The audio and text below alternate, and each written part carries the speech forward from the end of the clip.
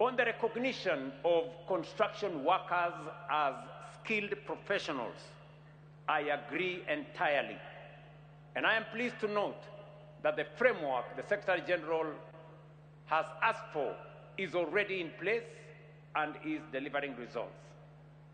The National Industrial Training Authority certifies trade qualifications across the construction sector. The National Construction Authority accredits and registers contractors and skilled workers. And through our recognition of prior learning program, which we are running directly in the affordable housing program, we are formally certifying artisans whose skills were learned on the job. To date, more than 2,000 artisans have been certified through this program, including 180 women.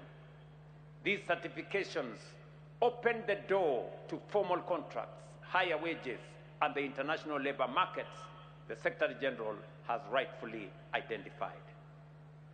Let me also confirm to the Secretary General of KOTU that I agree